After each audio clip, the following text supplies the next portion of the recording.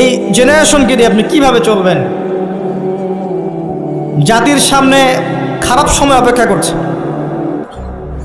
একটাই উপায় আছে, অনলি একটা রাস্তা খোলা আছে। কিছু মানুষ মিশন নিয়ে নিয়েছে যে এই জেনারেশনগুলোকে ধ্বংস করে ফেলার।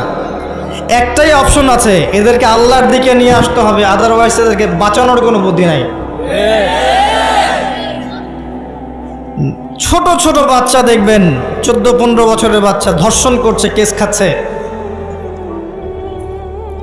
চাইল্ড অ্যাবিউজ করছে।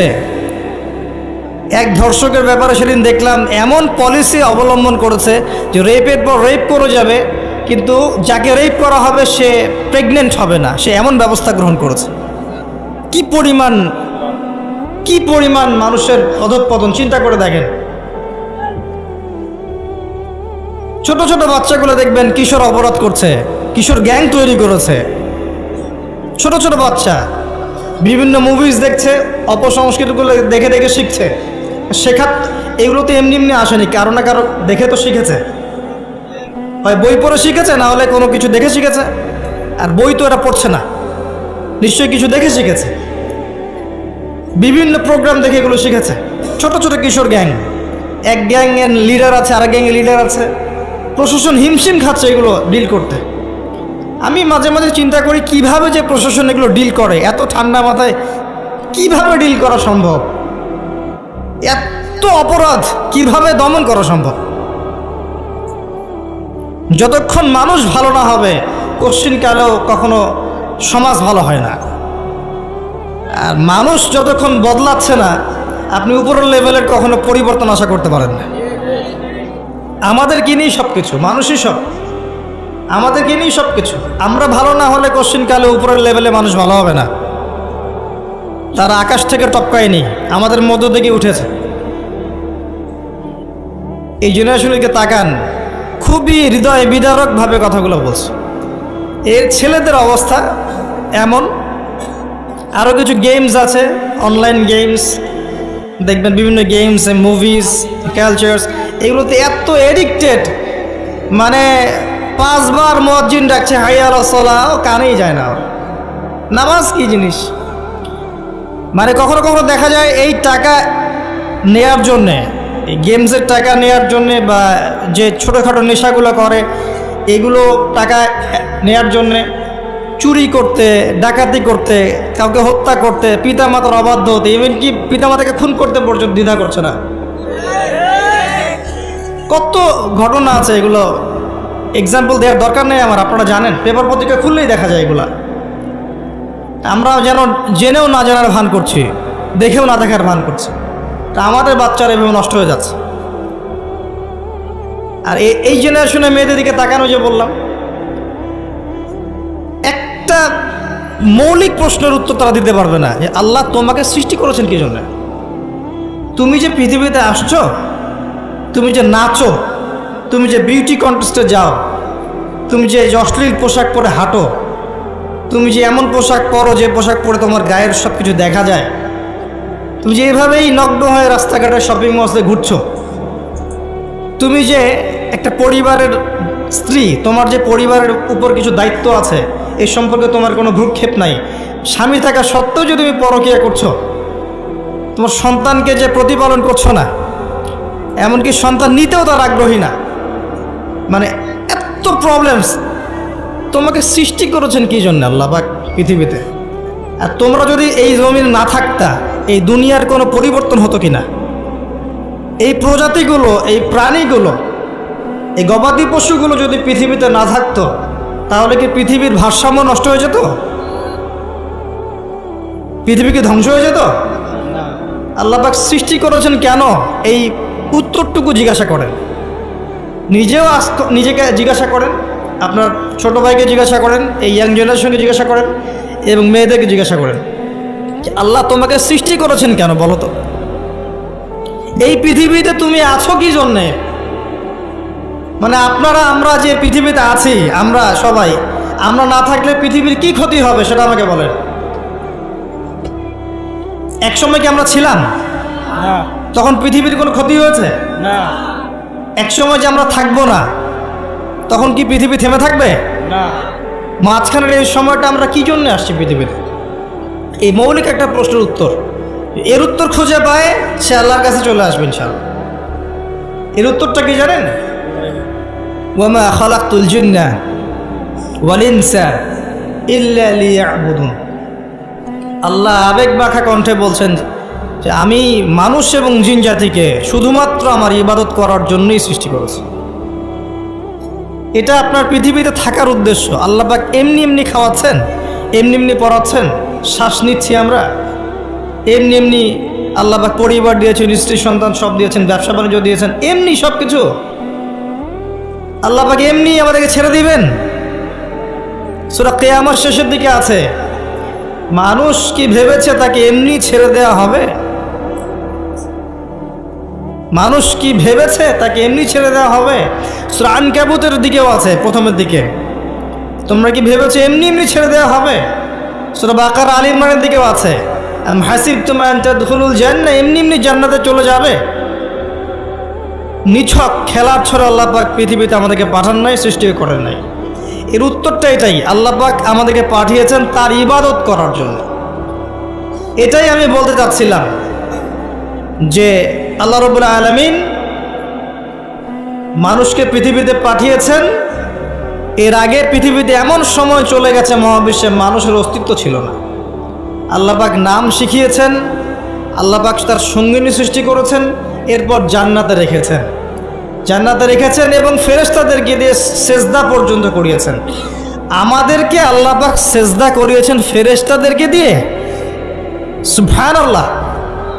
এই জেনারেশন এবং আমরা যারা চলছি, যারা নামাজ পড়ি না, যারা রোজা রাখি না, যাকাত দেই না, আল্লাহর হুকুম আহকাম মানি না, মিথ্যা বলি, সুদ খাই, জেনা করি, মদ খাই, চুরি করি, দুর্নীতি করি, প্রতারণা করি, ঠকবাজি করি, আমাদেরকে আল্লাহ পাক সেজদা করিয়েছেন ফেরেশতাদেরকে দিয়ে। সাউন্ডস ক্রেজি না? এটা আসলে উদ্ভট মনে হচ্ছে না কথাটা? কোন মানুষরা এটার যোগ্য? এই মানুষরা কি সে এটার যোগ্য? আল্লাহ পাক জান্নাতে রেখে পরীক্ষা করেছেন, এরপর দুনিয়াতে যখন পাঠিয়েছেন তখন দুই দলকে পার্থক্য করে দিয়েছেন। একটা হচ্ছে আল্লাহ পাক বলেছেন যে কুল নাহবিতু মিনহা জামিআ, তোমরা পৃথিবীতে নেমে যাও, ফাইম্মা ইয়াতিয়ান্নাকুম মিন্নি হুদান, তোমাদের কাছে আমার পক্ষ থেকে হেদায়েত আসবে, আল্লাহর কিতাব আসবে, নবী রাসূল আসবেন, হেদায়েত আসবে। ফামান তাবিআ হুদায়া ফালা খাউফুন আলাইহিম ওয়ালা হুম ইয়াহজানুন, যারা আমার হেদায়েত মেনে চলবে তাদের কোনো ভয় নাই, কোনো দুশ্চিন্তা নাই, যে জান্নাত থেকে এসেছেন ওই জান্নাতে ফিরে যাবেন ইনশাআল্লাহ। এটা এক শ্রেণীর মানুষ। আর এক শ্রেণী ওয়াল্লাযীনা কাফারু ওয়া কাযযাবু বিআয়াতিনা, আর যারা কুফরি করবে এবং আমার আয়াতকে মিথ্যা প্রতিপন্ন করবে, উলাইকা আসহাবুন নার, এরা হচ্ছে জাহান্নামের অধিবাসী, হুম ফিহা খালিদুন, তারা সেখানে চিরস্থায়ী হবে। কি জিনিস এটা? নবী সাল্লাল্লাহু আলাইহি ওয়াসাল্লাম দেখে এসেছেন। তার গর্জন, যখন সে গর্জন করবে, গর্জন করতে থাকবে, এই চিৎকারে, ওর চিৎকারে মানুষ বেহুশ হয়ে যাবে, খালি চিৎকার করবে, হাল মিন মাজিদ, সে বলতে থাকবে আরো কি আছে, হাল মিন মাজিদ, আরো কি আছে, চিৎকার করতে থাকবে। নবীজি দেখে আসছেন রক্তের নদীতে ফেলে মানুষের মাথা ফাটিয়ে দেওয়া হচ্ছে। কে তারা? সুদখোর। নবী দেখে আসছেন পেটের ভিতরে আগুনের দলা গিলছে। কে? এতিমের মাল ভক্ষণকারী। দেখছেন সামনে আছে ভালো গোশত আর আরেকদিকে আছে নোংরা পচা গোশত খাচ্ছে। কে? জিনাকারী, ব্যভিচারী। কত শাস্তি দেখে আসছেন। একজন ফেরেশতাকে দেখে এসেছেন, তার নাম মালিক। জাহান্নাম সৃষ্টির পর থেকে কখনো হাসেন নাই, জাহান্নামের শাস্তি দেখেই তার হাসি বন্ধ হয়ে গেছে। আরো দেখে এসেছেন, ওই যে আমি দেখে এসেছি জাহান্নামের অধিকাংশ অধিবাসী নারী জাতি। কারণ অভিশাপ দেয় বেশি বেশি, স্বামীর অকৃতজ্ঞ হবে এবং লানত করে, মুখে চাপটে ঘাত করে, কেউ মারা গেলে বিলাপ করে, এগুলোর কারণে। আসেন, আল্লাহ পাক যতটুকু সময় আমাদেরকে পৃথিবীতে রেখেছেন এই টাইমটা আনলিমিটেড না, এটা আল্লাহ পাক বুঝাচ্ছেন ওয়াল আসরি বলে, সময়ের কসম। সময়ের কসম বলে আল্লাহ পাক বুঝাচ্ছেন যে আপনার আমার সময় আনলিমিটেড নয়, লিমিটেড। এই জন্য আপনি জানেন না আপনার লিমিটেশন অফ হায়াত কতটুকু। আমি একটা কথা বলছি রিসেন্টলি, আবারও বলছি এখানে, যে আপনি যদি চিন্তা করেন যে আপনি 60, 70, 80 বছর বাঁচবেন, এর মধ্যে 30-40 বছর চলে গেছে, আপনি এই বয়সটার পাপগুলোকে হিসাব করতে থাকেন, কতগুলো পাপ আপনি করেছেন। হিসাব করে আমলনামা তৈরি করেন, তারপর দেখেন পাপগুলো দুই প্রকার, হয় মানুষের সাথে জড়িত আছে অথবা আল্লাহর সাথে জড়িত। আল্লাহর সাথে জড়িতগুলো শুধু ইস্তেগফার তওবার মধ্য দিয়ে ক্ষমা হয়ে যাবে ইনশাআল্লাহ। আর মানুষের সাথে জড়িত যেগুলো, সেগুলো তাদের কাছে কাছে গিয়ে হক পরিশোধ করার মধ্য দিয়ে। পড়াশোনা করতে কোন অংশটুকু মানুষকে শোনাতে হবে, কোনটা শোনাতে হবে না, এই যোগ্যতা তোমাকে অর্জন করতে হবে। তার এমন কিছু মানুষকে বলা যাবে না যেটা শুনলে দিন ক্ষতি হয়ে যায়। কোনো কোনো ক্ষেত্রে একটা জিনিস হক হক হওয়ার পরেও পরিস্থিতির খাতিরে আমাদেরকে চুপ করে থাকতে হয়, এরকমও সিচুয়েশন আসবে। তো এটা তো আমাকে শিখতে হবে যে কখন কোনটা বলতে হবে, কখন কোনটা বলা যাবে না, কি প্রচার করতে হবে, কি করা যাবে না। অনলাইন সেকশনে গিয়ে মানুষকে বিক্ষিপ্ত করে দিয়েছে, অমুক যা তমুকের বিরুদ্ধে, তমুক যে অমুকের বিরুদ্ধে, অমুককে ধুয়ে দিলেন তমুক, তমুক সাইকে ধুয়ে অমুক। মানে মানুষের অনলাইন ঢুকলে দেখবেন বাংলাদেশে একজনও ভালো আলেম বক্তার কেউ নাই, বাকি সবাইকে ধুয়ে রেখে দিয়েছে। এখন কি করবা? এখন তুমি দায়িত্ব নাও উম্মার, ইউটিউবিং আর ফেসবুকিং বাদ দিয়ে তুমি এখন উম্মার দায়িত্ব নাও। আমরা আলেম ওলামা যারা সবাই সরে যাই, তোমরা আলেম হয়ে দায়িত্ব নাও, তোমরা উম্মাকে নেতৃত্ব দাও। সবাই তো খারাপ, যে কোনো আলেমের নাম দেন আমাকে, দেখবেন তার বিরুদ্ধে 10টা অভিযোগ ইউটিউবে পাওয়া যাবে, 10টা অভিযোগ ফেসবুকে পাওয়া যাবে। তো ভালোটাকে থাকবে না, কেউ ভালো আছে? তাহলে সবাই সরে যাই আমরা, আলেম ওলামা যারা আছেন ওরা দায়িত্ব নেই, ওরাই বক্তব্য দেয়, ওরাই বয়ান করে, বই লিখুক। দেখেন বাংলাদেশে একটা খুব নিম্ন মানসিকতার চর্চা হচ্ছে, নিজে মানুষের দোষ ধরতে বেশি ব্যস্ত, নিজে কিন্তু আলেম হবে না। নিজে কষ্ট করে পড়াশোনা করে আলেম হয়ে এসে বক্তব্য দাও, নিজে কষ্ট করে পড়াশোনা করে আলেম হয়ে একটা বই লিখো, নিজে একটা মাদ্রাসা করো, একটা স্কুল করো, একটা প্রতিষ্ঠান করো, হাফেজদেরকে পড়ো। নিজে কি করতেছো তুমি? তুমি তো মানুষের ভুল নিয়ে ব্যস্ত, নিজে করতেছোটা কি? আর কোন কাজটা করলে উম্মার ভেতর থেকে খেদমত হবে আর কোন কাজটা এখন করা যাবে না, এই বোঝার যোগ্যতাও তো তোমার অর্জন হয়নি। কোন কোন ক্ষেত্রে দেখা যায় যে কোরআন, আস্তাগফিরুল্লাহ, কোরআন বিশুদ্ধ করে তেলাওয়াতটুকু করতে জানে না, এইসব মাহফিলের মঞ্চে বসে বসে বয়ান করতেছে মানুষ। শুধু বয়ান না, বয়ান করলে একটা কথা ছিল, ঠিক আছে একসময় শিখে নিবে বলতাম, বয়ান না, এখানে বসে রীতিমতো আলেম ওলামাদেরকে, মুফতিদেরকে বাহাসের জন্য ডাকা হচ্ছে। বাহাসের জন্য ডাকা হচ্ছে, যে ব্যক্তি ডাকছে সে কোরআনও তেলাওয়াত করতে পারে, একটা আয়াত তেলাওয়াত করতে 10টা ভুল করে বসে। বিশ্বাস করছেন না? এগুলো দেখছি, আপনারা তো হয়তো সব বাইরের চোখ দিয়ে দেখেন, কিছু কিছু মানুষ ভিতরের চোখ দিয়ে দেখেন। ভিতরের চোখ দিয়ে আমরা যা দেখছি না, উম্মার অবস্থা ভালো না। উম্মার প্রচুর বড় বড় আলেম দরকার, শায়েখ দরকার, আমাদের হাফেজ দরকার, আমাদের লেখক দরকার, আমাদের সংস্কৃতি বান্ধব দরকার, আমাদের সক্রিয় মিডিয়া দরকার, অর্থনৈতিক ভিত্তি শক্ত করা দরকার, পলিটিশিয়ানদের সাথে আমাদের হৃদ্যতা, ভালোবাসা, বন্ধন বাড়ানো দরকার। মানে আমাদের সর্ব সেক্টরে কাজের দরকার আছে। এখন যা হচ্ছে বিক্ষিপ্ত, খালি একে অপরের বিবোধ, সমালোচনা, তহমত, এগুলো পড়ে আছে। উম্মার কি হবে? কে আগামী 10 বছর পর এই দেশের মাটিতে দেশকে নেতৃত্ব দিবে, উম্মাকে নেতৃত্ব দিবে? কে ভাববে এগুলো নিয়ে? যুব সমাজের অধঃপতন, কে ওদেরকে ফিরাবে? মেয়েদের বেপরদামি বাড়ছে, কে ফেরাবে? এখনকার মানুষ ইসলামটাকে আধুনিকভাবে উপস্থাপিত করতে চায়, কে উপস্থাপন করে শোনাবে? এখনকার বিশ্বে কোরআন সুন্নাহকে হাতে নিয়ে চ্যালেঞ্জ করতে হলে আপনাকে বড় বড় সেক্টর নিয়ন্ত্রণ করতে হবে। কে আমাদেরকে নিয়ন্ত্রণ করা শেখাবে? কয়টা মিডিয়া আমাদের হাতে আছে, কয়টা আমাদের অর্থনৈতিক ফাইন্যান্সের সেক্টর আমাদের হাতে আছে। হ্যাঁ, মানে আমরা আসলে কোন লেভেলে আছি, কোন লেভেলে যেতে চাই, এটা ফিক্স করতে হবে। এটা ওমর রাদিয়াল্লাহু আনহুর যুগ নয়। অতএব প্রিয় ভাইরা, আমার ক্ষুদ্র জ্ঞানের নসিহত, এবং আমি বলছি না আমার কথাই চূড়ান্ত, আমি বলছি না যে আমার কথা মানতেই হবে আপনাকে। আপনি আমার চেয়ে ভালো বুঝতে পারেন, আরো ভালো জ্ঞানের অধিকারী হতে পারেন, এবং আপনি আমার দ্বারা আরো বড় বড় খেদমত করতে পারেন। তবে আমার কাছে মনে হয় সর্বপ্রথম আমাদের প্রয়োজন এখন জ্ঞানের বিপ্লব। আমাদের সবাইকে এখন কনস্ট্রাকটিভ সিলেবাস পড়াশোনা করে জ্ঞানের বিপ্লব বা জ্ঞানের চর্চা করতে হবে সবার আগে। যত বেশি জ্ঞান অর্জন করবো ইনশাআল্লাহ আগামীতে উম্মার জন্য তত ভালো হবে ইনশাআল্লাহ। 1 নাম্বার। 2 নাম্বার, আমাদের সবার উচিত ঐক্যবদ্ধ হওয়ার চেষ্টা করা, আপোষে বিভক্তি বন্ধ করা। যারা বিভক্তির সৃষ্টি করছে এদেরকে সামাজিকভাবে বয়কট করতে হবে, না হলে আপনি আগামী দিনে একটা বিভক্ত বিচ্ছিন্ন ছিন্ন ভিন্ন জাতি পাবেন, ঐক্যবদ্ধ করতে পারবেন। আমাদের ছেলেমেয়েরা এসে আমাদেরকে অভিশাপ দিবে, কি করে গেছো তোমরা। আমাদের ছেলেমেয়েরা এসে আমাদেরকে অভিশাপ দিবে, কি করলা তোমরা দিনের জন্য, আব্বা কি করছো, আম্মা কি করছো, ভাই আজকে উম্মাকে এই অবস্থায় নিয়ে এসে রাখছো।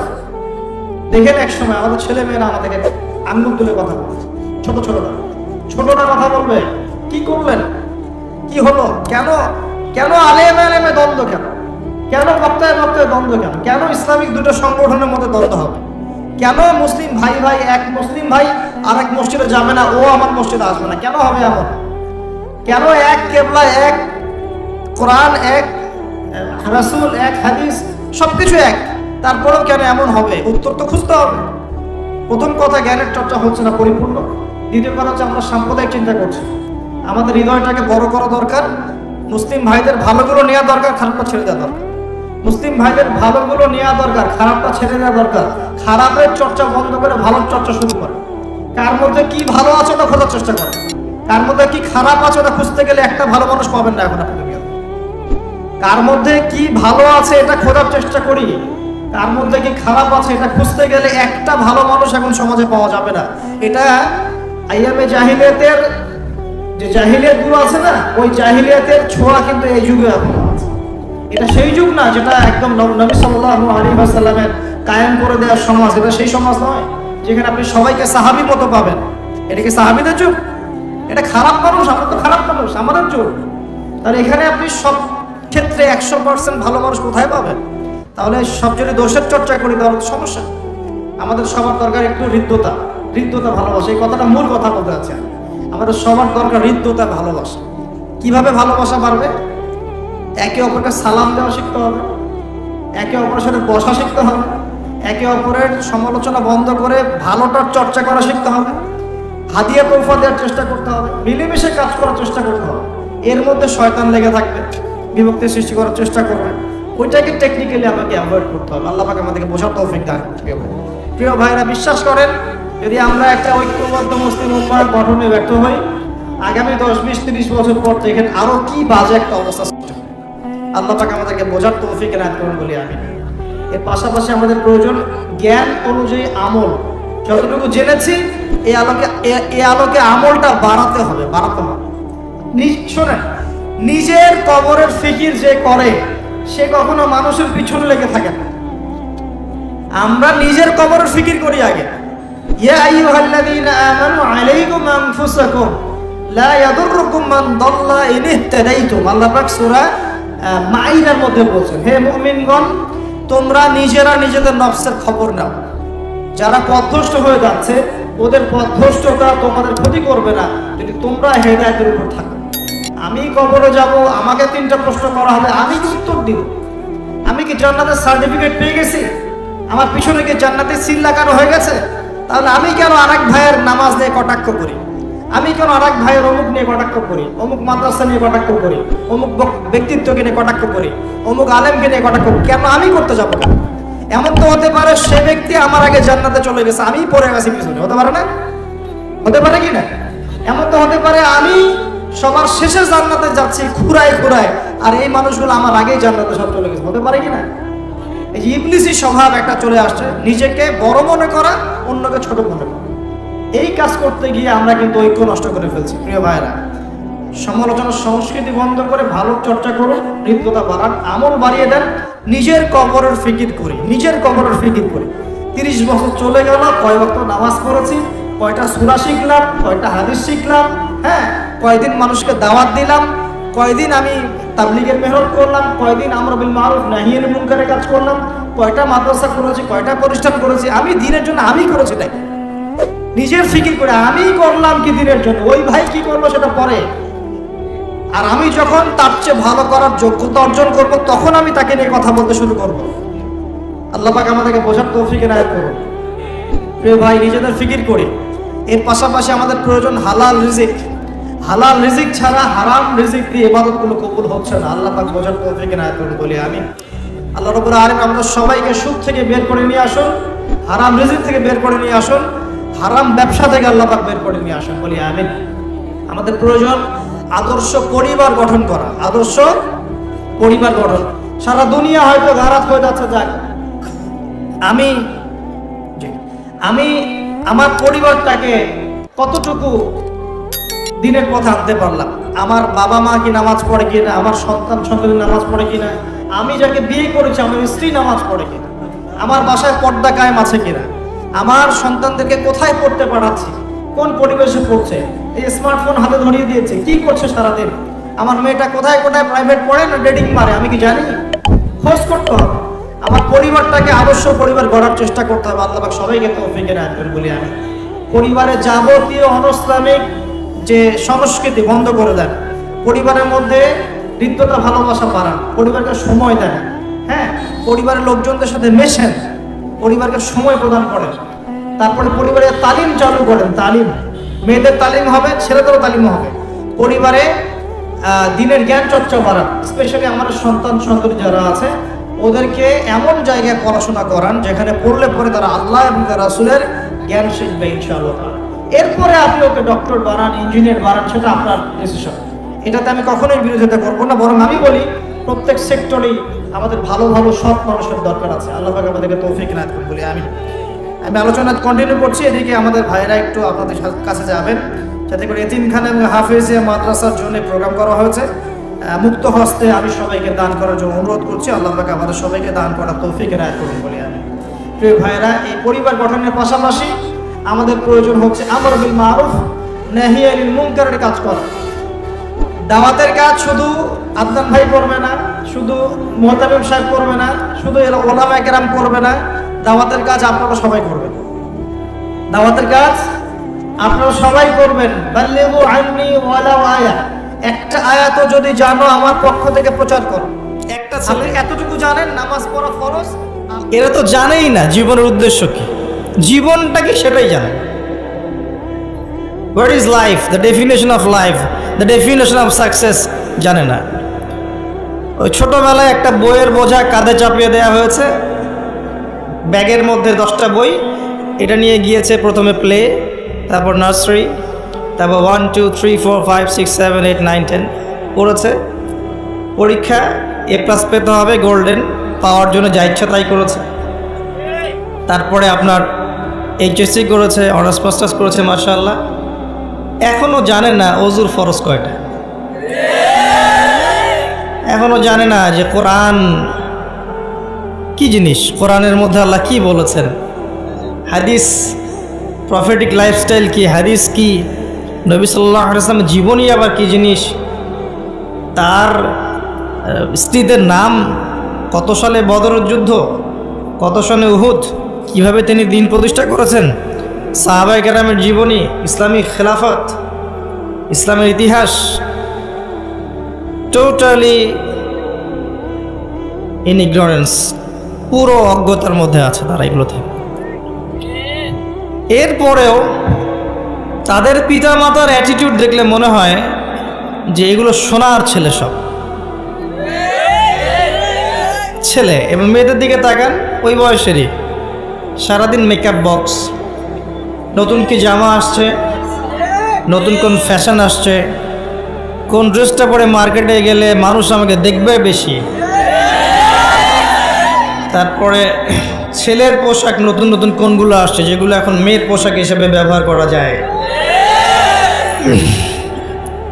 ফেসবুকিং, চ্যাটিং, স্ন্যাপচ্যাট, ইনস্টাগ্রাম, ছবি, নিজের ছবি নিজেই তুলছে, নিজেই হাসছে, একা একাই হাসে, একাই ছবি তোলে, একাই আপলোড করে।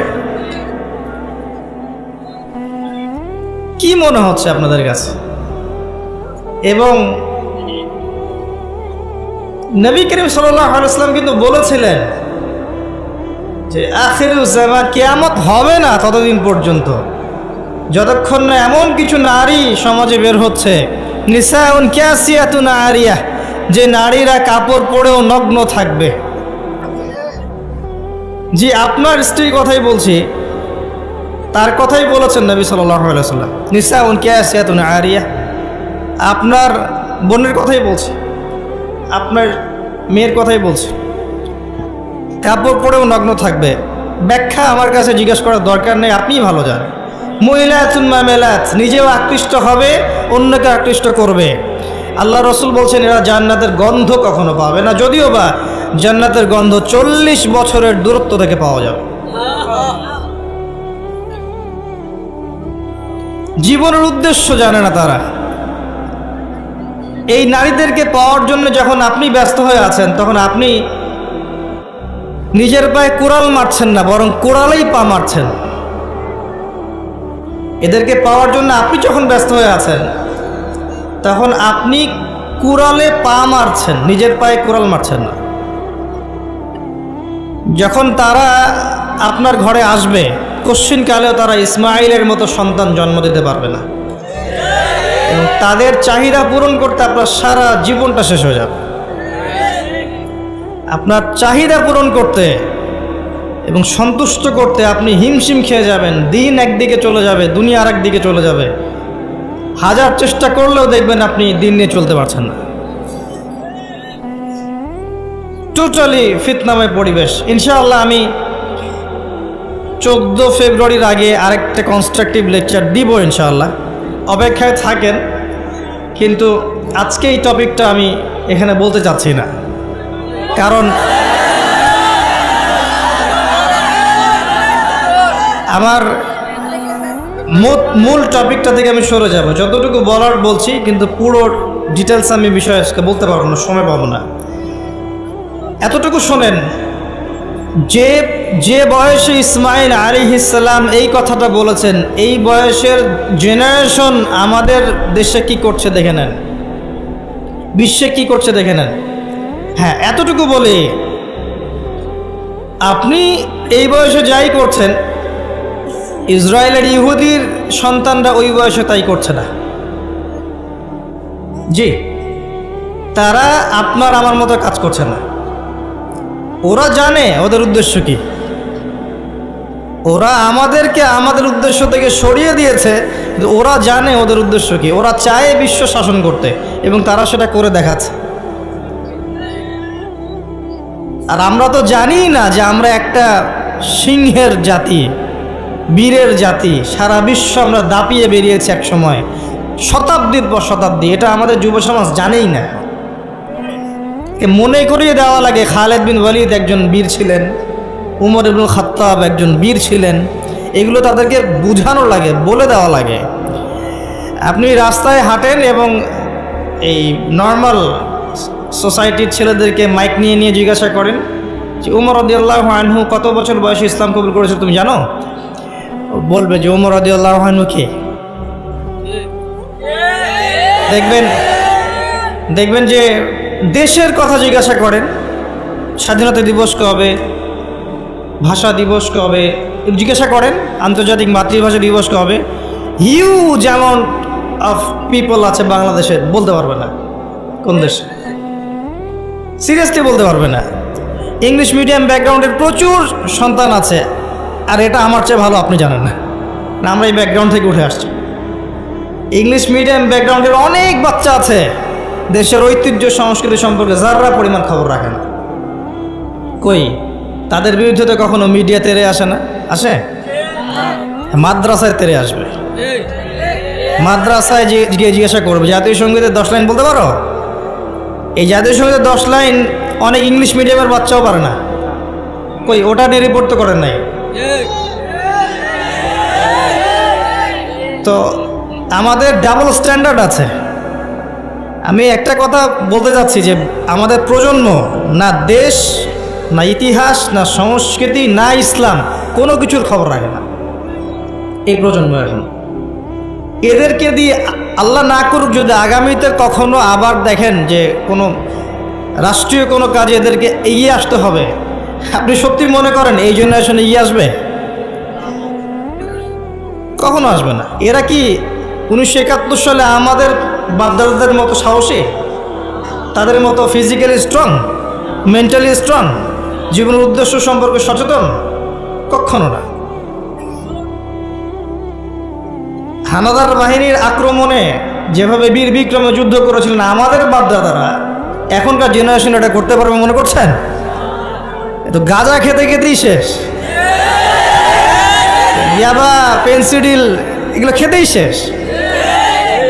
একটা টিকটক ভিডিওর জন্য প্রতিবন্ধী হয়ে যাচ্ছে। মানে কি করছে মাথায় ঢোকে না, কি করছে, মানে কি পায় এগুলোতে আল্লাহ ভালো জানে। একটা ভিডিও করার জন্য কি করছে, মানে আমি দেখলাম মোটর সাইকেলে রেস করছে, ভিডিওটা থেকে গেছে, কিন্তু ওই রেসের মধ্যে সে স্পট ডেটে মারাও গেছে। এমন এমন অ্যাঙ্গেল থেকে ভিডিও করতে চাচ্ছে যেখান থেকে পড়ে মারা যাচ্ছে। মানে একটা আয়াত মনে পড়ে, এই আয়াতটাই মনে পড়ে এই বিষয়গুলো দেখলে। আর এই সময়গুলো কিন্তু খুব দ্রুত এসেছে। বিগত 10-20 বছরে কিন্তু এমন ছিল না, খেয়াল করে দেখেছেন? বিগত 20 বছরে কিন্তু এমন ছিল না, এই প্রজন্মগুলো ছিল না। এবং সময় খুব দ্রুত পরিবর্তন হচ্ছে। আল্লাহ ভালো জানেন আমাদের বাচ্চাদের না জানে কি হবে, আল্লাহু আ'লাম তাদের যে কি হবে আল্লাহ ভালো জানেন। আমার তো মনে হয় ওদের ব্রেইন পর্যন্ত কন্ট্রোল করা হবে। এমনভাবে ব্রেইন ওয়াশ করে দিয়েছে যে দেখবেন পাবলিক লাইফ আর প্রাইভেট লাইফের পার্থক্য বোঝে না। একটা জিনিস প্রাইভেট, ওটাকে পাবলিক করে ফেলবে, নিজেই করে দিবে, মানুষ করবে না। নিজে কি করছে না করছে প্রত্যেকটা মুহূর্ত তাকে মানুষকে জানাতে হবে। এই যে আমি এখন বাথরুমে গেলাম, এই যে আমি এখন বের হলাম, আমি এখন ওযু করছি, আমি এখন এটা করছি। একটা অসুস্থ জেনারেশন, একটা মানসিক বুদ্ধিবৃত্তিক প্রতিবন্ধী একটা জেনারেশন তৈরি হয়েছে, আমাদের অগোচরেই হয়েছে। আর আমরা এদেরকে লাই দিয়েছি, ছোট আছে এরা, নাক চিপলে দুধ বের হয়, ছোট আছে বলে বলে। আচ্ছা, ইসমাইলের দিকে তাকান, তিনি তার বাবাকে বলছেন, ইয়া আবাতি ফাইল মা তুমার, হে আমার বাবা আপনি তাই করেন যা আল্লাহ আপনাকে আদেশ করেছেন। সাতাজিদুনি ইনশাআল্লাহু মিনাস সাবিরিন, ইনশাআল্লাহ আমাকে ধৈর্যশীল পাবেন। আকাশ নিয়ে এখন যুদ্ধ হচ্ছে, অমুক গ্রহ আমার, এ বলছে না অমুক গ্রহ আমার। মহাকাশ বাহিনী পর্যন্ত গঠন করছে, যত ফাসাদ দেখবেন সব মানুষ করছে। এই কথাটাই ফেরেশতারা বলেছিলেন, আতাজআলু ফিহা মান ইউফসিদু ফিহা ওয়া ইয়াসফিকুদ দিমা। আল্লাহ আপনি কি এমন কাউকে পৃথিবীতে পাঠাতে চান যারা পৃথিবীতে গিয়ে রক্তপাত ঘটাবে আর ফাসাদ সৃষ্টি করবে? আল্লাহ পাক সেই কথাই বলেছেন সূরা রুমের মধ্যে, জলে স্থলে যত বিপর্যয় এগুলো মানুষের হাতের কামাই। অস্বীকার করার কোনো বুদ্ধি নাই, এগুলো আমাদের হাতের কামাই। ব্যক্তিগত পর্যায়ে ওয়াল আসরি, সময়ের কসম, কেউ যদি সময়কে মূল্যায়ন না করে সে নিজে তার নফসের উপর জুলুম করবে, ফাসাদ সৃষ্টি করবে না? আসেন, এরপর আল্লাহ পাক মানুষ সৃষ্টি করলেন আদম আলাইহিস সালামকে এবং তাকে জ্ঞান শিক্ষা দিলেন। ওয়াআল্লামা আদামাল আসমা কুল্লাহা, আল্লাহ পাক আদম আলাইহিস সালামকে সমস্ত জ্ঞান শিক্ষা দিয়েছেন। বলেন সুবহানাল্লাহ। আল্লাহ সমস্ত নামকে শিক্ষা দিয়েছেন। আল্লাহ জ্ঞান কি বুদ্ধি থেকে আসে না অভিজ্ঞতা থেকে আসে? ফিলোসফিক্যাল থটস আছে এরকম, জ্ঞান আসে বুদ্ধি থেকে, কেউ বলে জ্ঞান আসে অভিজ্ঞতা থেকে, কেউ বলে জ্ঞান হচ্ছে সমন্বয় মতবাদ, কিছু বুদ্ধি কিছু অভিজ্ঞতা। কিন্তু আল্লাহ কোরআনে বলছেন জ্ঞান আসে কার পক্ষ থেকে? আল্লাহর তরফ থেকে। সূরা কাহফ 29 নম্বর আয়াত পড়ে দেখেন, ওয়াকুলিল হাক্কু মির রাব্বিকুম, হক তোমার রবের পক্ষ থেকে নাজিল হয়। হকটা কি? যখন তাওরাত নাজিল হয়েছিল, তাওরাত ছিল কি? হক। যখন জাবুর নাজিল হয়েছে, জাবুর কি ছিল? যখন ইনজিল নাজিল হয়েছে, ইনজিল কি ছিল? যখন কোরআন নাজিল হয়েছে এবং সুন্নাহ এসেছে, কিয়ামত পর্যন্ত হক কি থাকবে? অন্য কোনো হকের মানদণ্ড থাকবে না। যদি কোনো বিষয়ে কোরআন এবং সুন্নাহর সাথে মেলে, এটা মানতে কোনো আপত্তি আছে? না।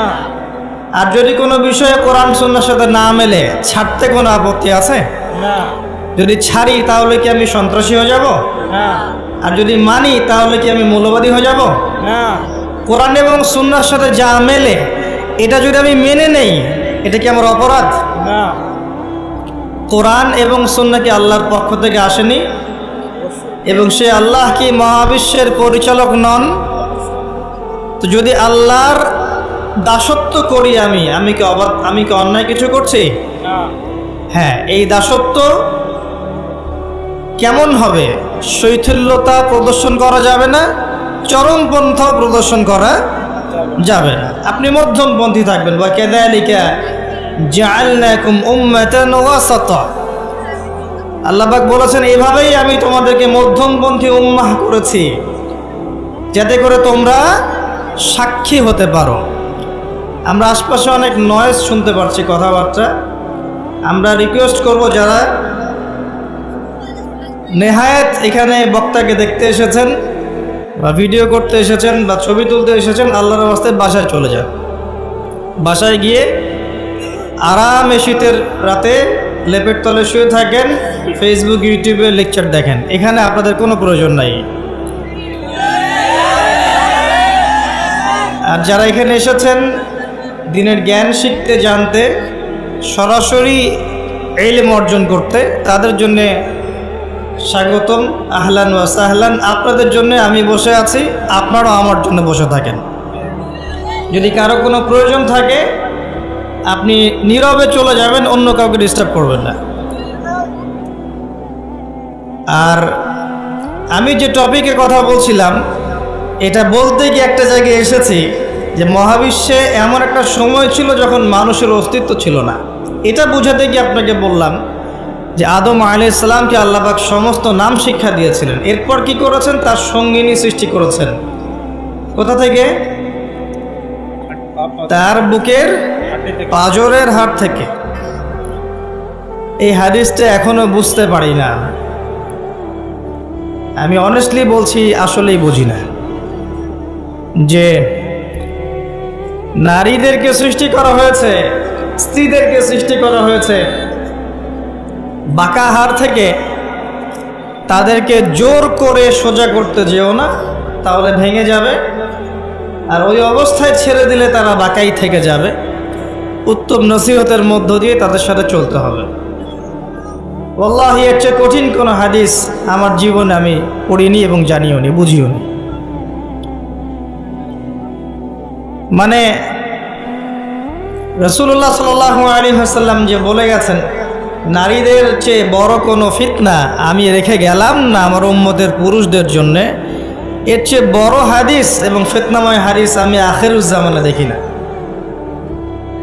আপনি একটু গভীরভাবে দেখলে দেখবেন প্রতিটা সেক্টরে ফিতনার মূল কেন্দ্রবিন্দুতে পরিণত হয়েছে এক শ্রেণীর নারী, যারা আল্লাহর বিধান অনুযায়ী চলতে নারাজ।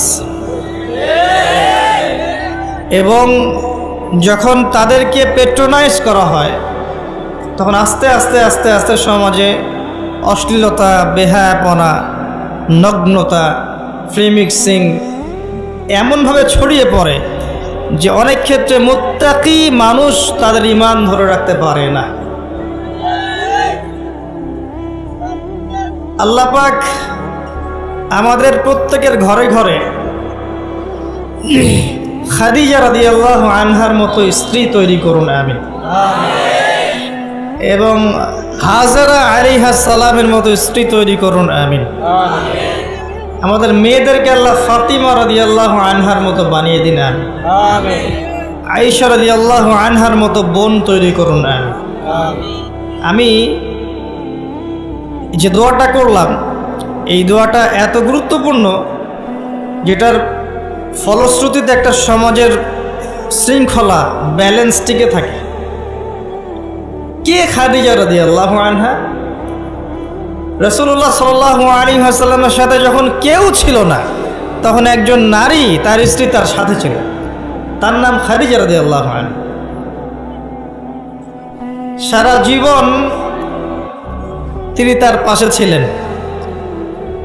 এবং ওই যে গারে হেরায় যখন নবী সাল্লাল্লাহু আলাইহি ওয়াসাল্লাম আল্লাহকে ডাকতেন, গারে হেরা যারা দেখে এসেছেন, হজ করেছেন একবার, ওমরা করেছেন বা গিয়েছেন ওখানে, তারা জানেন যে এটা কত উঁচু। যুবক হয়েও আমরা সেখানে চড়তে হিমশিম খেয়ে যাব। খাদিজা রাদিয়াল্লাহু আনহা সেখানে খাবার পৌঁছে দিতেন, পানি পৌঁছে দিতেন। তার সম্পত্তি, তার সম্মান, তার মর্যাদা, তার ব্যাংক ব্যালেন্স, প্রতিপত্তি সব কিছু তিনি মুহাম্মদ সাল্লাল্লাহু আলাইহি ওয়াসাল্লাম এবং তার দ্বীনের জন্য উৎসর্গ করে দিয়েছেন। খুব কম মানুষকেই জিবরাইল আলাইহিস সালাম সালাম জানিয়েছেন। তার মধ্যে একজন হচ্ছেন খাদিজা রাদিয়াল্লাহু আনহা। নবী করিম সাল্লাল্লাহু আলাইহি ওয়াসাল্লামকে তিনি বলছেন, ইয়া রাসূলুল্লাহ, ওই যে খাদিজা আসছেন, তিনি যখন আসবেন তখন তাকে আমার পক্ষ থেকে সালাম জানাবেন এবং তাকে বলবেন, আল্লাহ আপনার জন্য জান্নাতে এমন একটা ঘর নির্মাণ করেছেন যে ঘরের মধ্যে কোনো কোলাহল নাই, কোনো চিল্লাচিল্লি হইচই কিচ্ছু নাই, সুকুন এবং শান্তি। তো কোথায় সেই যুগ, যে যুগে প্রত্যেক ঘরে ঘরে খাদিজা রাদিয়াল্লাহু আনহা থাকতেন? কে হাজেরা আলাইহিস সালাম? ইব্রাহিম আলাইহিস সালাম তার দুই স্ত্রী সারাহ এবং হাজরা। হাজরা আলাইহিস সালাম এবং ইসমাইল আলাইহিস সালামকে তিনি রেখে যাচ্ছেন আল্লাহর আদেশে জনমানব শূন্য একটা জায়গায়, এবং তাদের সাথে আছে কিছু খাবার এবং কিছু পানি। রেখে তিনি চলে যাচ্ছেন সেখান থেকে। আর হাজরা আলাইহিস সালাম বলছেন যে, ইয়া ইব্রাহিম আইনা তাযহাব, ইব্রাহিম আপনি কোথায় যাচ্ছেন? ইব্রাহিম আপনি কোথায় যাচ্ছেন? ইব্রাহিম আলাইহিস সালাম নিশ্চুপ, কোনো কথা বলতে পারছেন না, কষ্টে বুকটা ছিঁড়ে যাচ্ছে। ছোট্ট একটা বাচ্চা এবং স্ত্রীকে রেখে যাচ্ছেন জনমানব শূন্য জায়গায়। তখন হাজরা আলাইহিস সালাম বলছেন, আপনি কি আমাদেরকে আল্লাহর আদেশে ছেড়ে যাচ্ছেন ইব্রাহিম? আপনি কি আমাদেরকে আল্লাহর আদেশে এখানে ছেড়ে যাচ্ছেন ইব্রাহিম? ইব্রাহিম আলাইহিস সালাম খালি মাথা নাড়ছেন, না, হ্যাঁ, আল্লাহর আদেশে ছেড়ে যাচ্ছে। তখন হাজরা আলাইহিস সালাম বলছেন, তাহলে আল্লাহ আমাদেরকে কখনো অপদস্থ করবেন না ইনশাআল্লাহ। এই সেই নারী যার কাছে খাবার নেই, পানি নাই, সামান্য কয়েকটা খেজুর, ছোট্ট একটা বাচ্চা, পানির যন্ত্রণায় বাচ্চা কাতরাচ্ছে, তিনি দৌড়াচ্ছেন সাফা থেকে মারওয়া, মারওয়া থেকে সাফা, যদি একটু পানি পান। আল্লাহর কাছে এই দৌড়ানোটা এত ভালো লেগেছে, আল্লাহ পাক কিয়ামত পর্যন্ত এটা রেখে দিয়েছেন। সুবহানাল্লাহ। আপনি হজ করতে যাবেন, এই কাজটা না করলে আপনার হজ হবে? একইভাবে আল্লাহ পাক ওয়াল আসরি বলে সময়ের কসম করেছেন। বুঝে নিতে হবে, সময় আমাদের জীবনের সবচেয়ে গুরুত্বপূর্ণ বিষয়। সময়কে যে মূল্যায়ন করতে পারবে না, সময় তাকে মূল্যায়ন করবে না। একটা সময় ছিল যখন শুধু আল্লাহ একাই ছিলেন, আর কেউ ছিল না। হুয়াল আউয়াল ওয়াল আখির ওয়াজ যাহির ওয়াল বাতিন। একটা সময় ছিল যখন আল্লাহ ছাড়া কেউ ছিলেন না, আবার একটা সময় আসবে যখন আল্লাহ ছাড়া কেউ থাকবেন না। তিনি প্রকাশ্য, তিনি গোপন, তিনি প্রথম, তিনি শেষ। মাঝখানে আল্লাহ রাব্বুল আলামিন 6 দিনে সৃষ্টি করেছেন এই মহাবিশ্ব, এবং মহাবিশ্ব সৃষ্টি করার পরে অনন্তকাল, অনেক সময় পর্যন্ত এই মহাবিশ্বে মানুষের কোনো অস্তিত্ব ছিল না। এখন মানুষের কর্মকাণ্ড দেখলে মনে হয় যে মানুষই সব। মানুষ বিশ্ব চালাচ্ছে, অর্থনীতি চালাচ্ছে, রাজনীতি চালাচ্ছে, সমাজনীতি চালাচ্ছে, পরিবার চালাচ্ছে, ধর্ম চালাচ্ছে, মানুষ সব কিছু করছে। মানে এখন ভাবখানা দেখলে মনে হয় যে মানুষ ছাড়া পৃথিবীতে আর কিছুই নাই, আমরাই সব, আর পৃথিবীটা আমাদেরই। আল্লাহ পাক যদিও বা এই পৃথিবীর সব কিছু আমাদের জন্যই সৃষ্টি করেছেন, কিন্তু এই মহাবিশ্বে একটা সময় ছিল যখন মানুষের কোনো অস্তিত্বই ছিল না। সূরা দাহরের 1 নম্বর আয়াত পড়ে দেখেন, আল্লাহ পাক বলেছেন, হাল আতা আলাল ইনসান হিনুম মিনাদ দাহরি লাম ইয়াকুন শাইআম মাযকুরা। মানুষের উপর একটা সময় চলে গেছে যখন মানুষ কোনো আলোচ্য বিষয়ই ছিল না। মানুষ কোনো আলোচ্য বিষয় ছিল না, মহাবিশ্ব তার জায়গায় ছিল, কিন্তু এই মহাবিশ্বে আমরা ছিলাম না। এরপর আল্লাহ রাব্বুল আলামিন মানুষ সৃষ্টি করলেন, করে ফেরেশতাদেরকে বললেন সিজদা করতে। তার আগে আল্লাহ পাক যা করেছেন, আল্লাহ পাক ফেরেশতাদেরকে ডেকে বলেছেন যে আমি পৃথিবীতে খলিফা পাঠাতে চাই।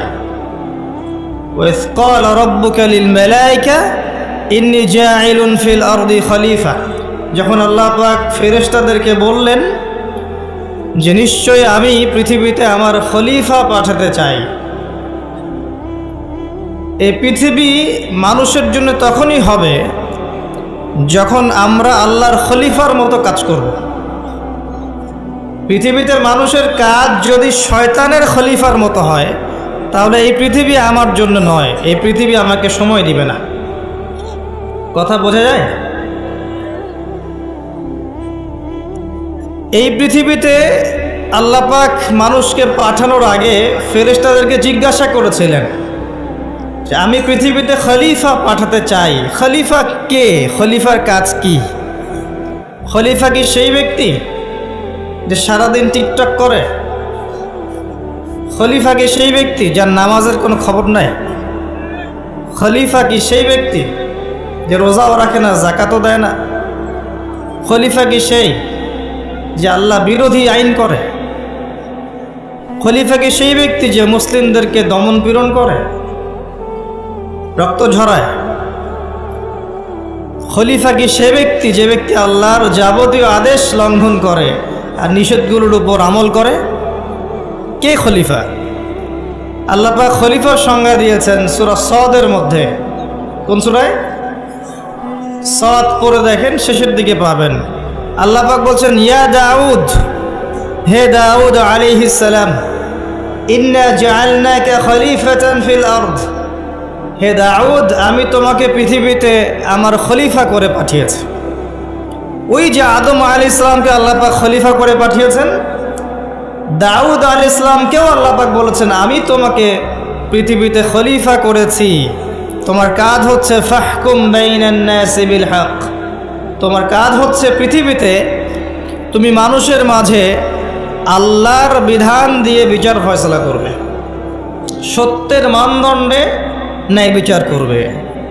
ওয়ালা তাত্তাবিউল হাওয়া, নিজের প্রবৃত্তির অনুসরণ করবে না। যদি তুমি প্রবৃত্তির অনুসরণ করো, এটা তোমাকে আল্লাহর সরল পথ থেকে বিচ্যুত করে দিবে। আর যারা আল্লাহর সরল পথ থেকে বিচ্যুত হয়, তাদের জন্য অপেক্ষা করছে যন্ত্রণাদায়ক শাস্তি, বিমা নাসু ইয়াউমাল হিসাব, এই কারণে যে তারা হিসাবের দিনটা ভুলে গেছে। খলিফার ফাংশন কি বুঝতে পারলেন? পৃথিবীটা তখনই আমাদের হবে যখন আমরা আল্লাহর খলিফা হতে পারবো।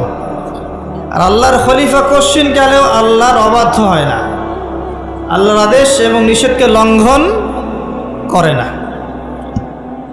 আর দাউদ আলাইহিস সালাম এমন একজন নবী ছিলেন যিনি জেরুজালেম থেকে সারা বিশ্ব শাসন করেছিলেন, এবং তার পরবর্তীতে তার সন্তান সুলাইমান আলাইহিস সালাম তিনিও একই কাজই করেছেন। বরং সুলাইমান আলাইহিস সালামের সময় আল্লাহ পাক তাকে এত ক্ষমতা দিয়েছিলেন যে জিন জাতি পর্যন্ত তার আনুগত্য করত। সুবহানাল্লাহ। বাতাস তার কথা শুনত। একটা আরশে তিনি বসতেন, মাসের পর মাস দূরত্ব মুহূর্তেই সফর করত একটা চেয়ার, কুরসি। বাতাসকে আল্লাহ পাক তার অনুগত করে দিয়েছিলেন। আল্লাহ পাক তাকে অন্যান্য প্রাণীর ভাষা বোঝার ক্ষমতা দিয়েছিলেন। আল্লাহ পাক তাকে কি দেন নাই? দুনিয়ার এবং আখিরাতের যাবতীয় নেয়ামত আল্লাহ পাক সুলাইমান আলাইহিস সালামকে দিয়েছেন। সুবহানাল্লাহ। তারপরেও তিনি উদ্ধত অহংকারী ছিলেন না, তিনি বিনয়ী ছিলেন। আর আজকে আমরা যে যেখানেই থাকি না কেন, সামান্য ক্ষমতা পেলেই উদ্ধত হয়ে যায়, অহংকারী হয়ে যায়। আল্লাহ পাক আমাদেরকে অহংকারী চরিত্র থেকে হেফাজত করুন, আমিন। আল্লাহ পাক ফেরেশতাদেরকে জিজ্ঞাসা করেছিলেন এই বিষয়টা। তো ফেরেশতা মণ্ডলী বলেছিলেন, আতাজআলু ফিহা মান ইউফসিদু ফিহা ওয়া ইয়াসফিকুদ দিমা। হে আল্লাহ, আপনি কি এমন কাউকে পৃথিবীতে পাঠাতে চান যে পৃথিবীতে গিয়ে দুইটা কাজ করবে, ফিতনা ছড়াবে আর রক্তপাত ঘটাবে?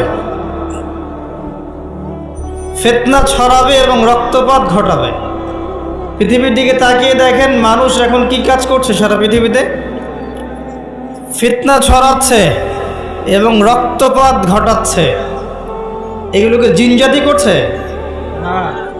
যাহারাল ফাসাদু ফিল বাররি ওয়াল বাহরি বিমা কাসাবাত আইদিন নাস। আল্লাহ পাক সূরা রুমের মধ্যে বলেছেন, জলে এবং স্থলে যত বিপর্যয় ছড়িয়ে পড়েছে এগুলো মানুষের হাতের কামাই। আপনি আল্লাহর কথা ডিনাই করতে পারবেন না, এটা আল্লাহর কথা। আপনি দেখেন বিশ্বের দিকে এক দেশ আরেক দেশকে যে আক্রমণ করছে, বিশ্বটাকে একটা নিউক্লিয়ার যুদ্ধের দিকে নিয়ে গেছে, এটা কি জিনজাতি করেছে? না। এই নিউক্লিয়ার ওয়েপেন্সগুলো কি মানবতার কল্যাণে কাজ করবে? না। একটা যদি আল্লাহ না করুক বিস্ফোরিত হয়, আর এটা সমূহ সম্ভাবনা আছে যে হতেই পারে আগামীতে, তখন বিশ্বের এই অবস্থা থাকবে? না। কোশ্চিন গেল থাকবে না। আপনি দেখেন অর্থনীতির মধ্যে আমরা যে সুদভিত্তিক অর্থনীতি চালু করেছি, এটা কি জিনজাতি করেছে? না। আর এর মধ্য দিয়ে কি আমাদের কল্যাণ হচ্ছে? না। আমরা সংস্কৃতির নামে যে অশ্লীলতা ছড়িয়ে দিয়েছি, নারী পুরুষের ফ্রি মিক্সিং বেলাল্লাপনা ছড়িয়েছি, পর্নোগ্রাফি ছড়িয়েছি, মাদকদ্রব্য ছড়িয়ে দিয়েছি, আমরা নারীরা এখন পোশাক পরেও নগ্ন হয়ে ঘুরছে, পুরুষ নারীর পোশাক পরছে, নারী পুরুষের পোশাক পরছে, ফাংশনাল রোল চেঞ্জ হয়ে গেছে, প্রজন্মের পর প্রজন্ম যাচ্ছে, তারা জীবনের উদ্দেশ্য কি জানে না। মাদক, ক্যাসিনো, টিকটক, ফেসবুক, ইউটিউবিং ইত্যাদি ভোগবিলাসে তারা ব্যস্ত আছে। এগুলো কি জিনজাতি করছে? না। ফাসাদ, যত ফাসাদ, গ্লোবাল ফাসাদ, ইকোনমিক ফাসাদ, পলিটিক্যাল ফাসাদ, সামাজিক ফাসাদ, প্রতিটা সেক্টরে, পারিবারিক ফাসাদ, কোনো ক্ষেত্রেই ফাসাদ জিনজাতি ছড়াচ্ছে না। কারা ছড়াচ্ছে? এটা আল্লাহ বলেছেন, যাহারাল ফাসাদু ফিল বাররি ওয়াল বাহরি বিমা কাসাবাত আইদিন নাস। মানুষের ফাসাদ এমন পর্যায়ে পর্যন্ত চলে গেছে যে প্রাকৃতিক ভারসাম্য এখন নষ্ট হয়ে যাচ্ছে।